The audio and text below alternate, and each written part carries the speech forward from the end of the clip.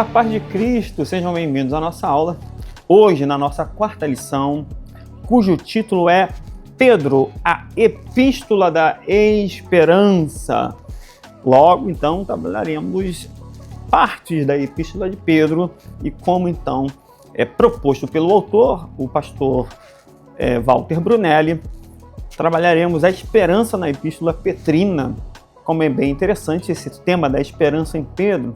Pedro, então, em vez de trabalhar a morte, o sofrimento, Pedro nos traz uma palavra de esperança e por meio dessa esperança que possamos obter a vitória. Então, apesar de não falar diretamente sobre a morte, ele fala diretamente sobre o sofrimento.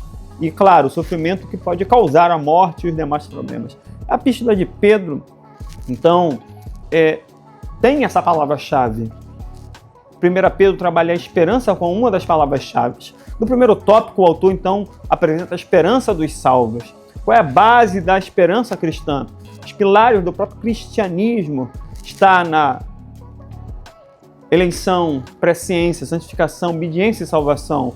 E, junto disso, a viva esperança, a salvação oferecida por Cristo é confirmada por sua ressurreição, os que nos traz a esperança de uma vida melhor. A ressurreição de Cristo, Pedro então vai exaltar a Deus, que concede a todos aqueles que creem, como uma semente enxertada em nós, uma nova vida, e com isso a certeza da herança eterna, a expectativa cristã que aponta para um futuro glorioso, um futuro em Cristo, incorruptível nos céus.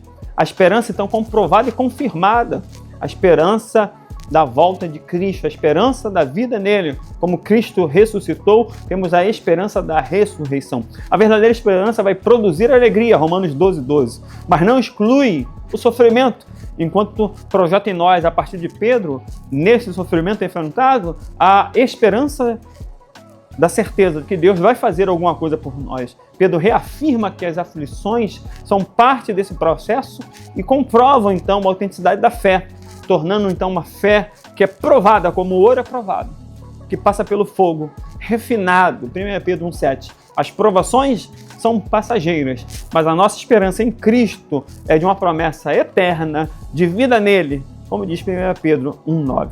De fato, então, podemos alcançar isso por meio da graça, que é algo que já foi profetizado. 1 Pedro 1:10-12 fala dos profetas que já revelaram de uma forma ou de outra, de forma sutil ou não, essa graça do Messias, porque entenderam uma mensagem que estava destinada a futuras gerações, uma salvação que foi proclamada por eles e agora revelada plenamente em Cristo Jesus e de forma mais entendível, mais compreensível a partir da Epístola Petrina. No tópico 2, fala da santidade e temor ao Senhor. É uma vida cristã pautada em santidade. Pedro vai dizer, citando Levítico, sede santos porque eu sou santo. Então, fala dos crentes como santo, como crentes que vivem em santidade. Levíticos 11:44. Então, podemos ser santos, separados para Deus. Pedro usa a expressão também cingindo os lombos no vosso entendimento, ou seja, nos capacitando, 1 Pedro 1:13, nos capacitando a entender essa santidade de Deus e buscar vivê-la. Não adianta também buscar uma santidade teórica. A verdadeira santidade está na prática.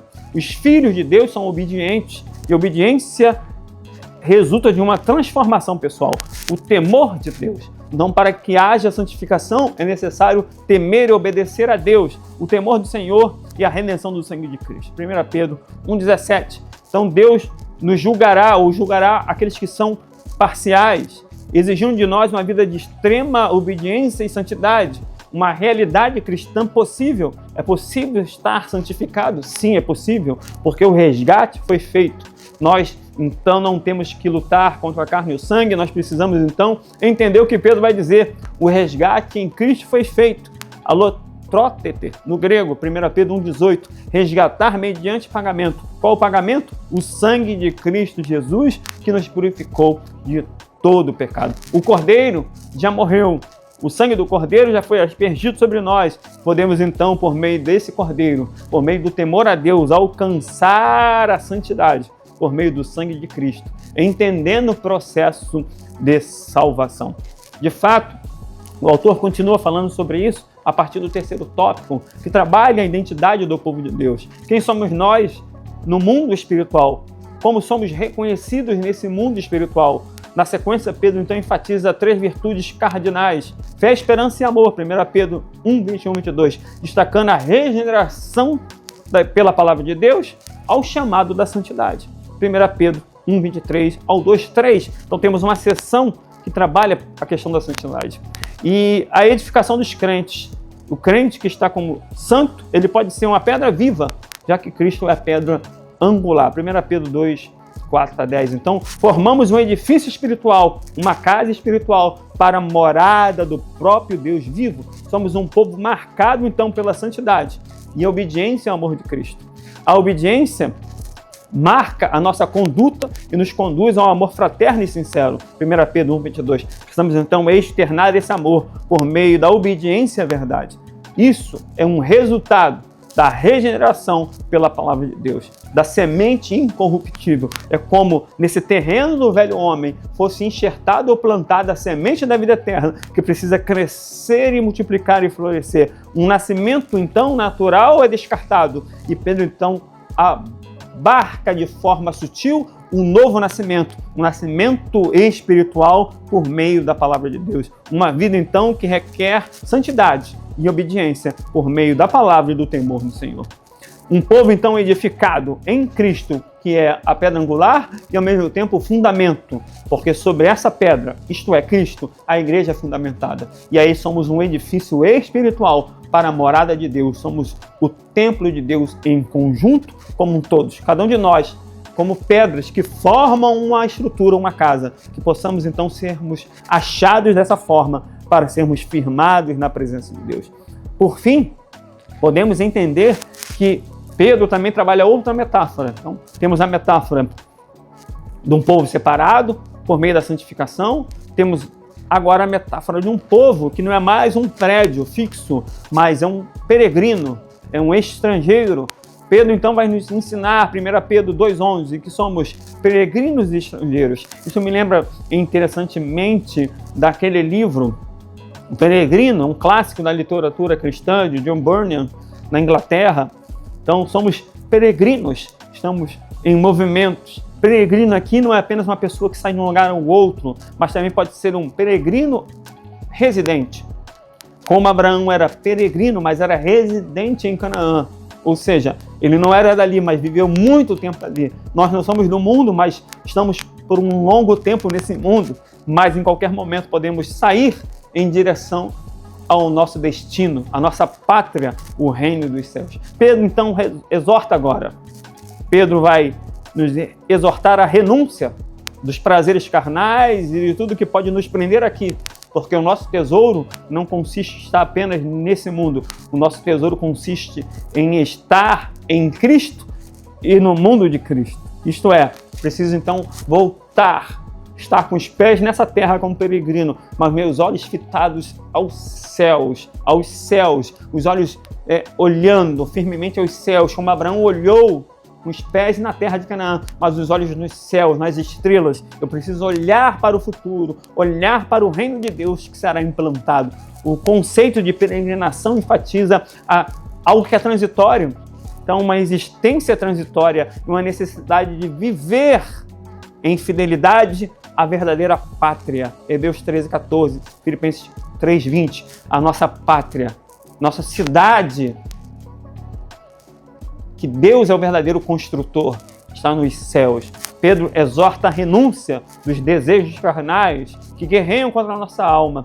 Ele nos faz refletir sobre a conduta íntegra diante dos gentios, diante do povo, de servir como um testemunho aos incrédulos para a glorificação a Deus.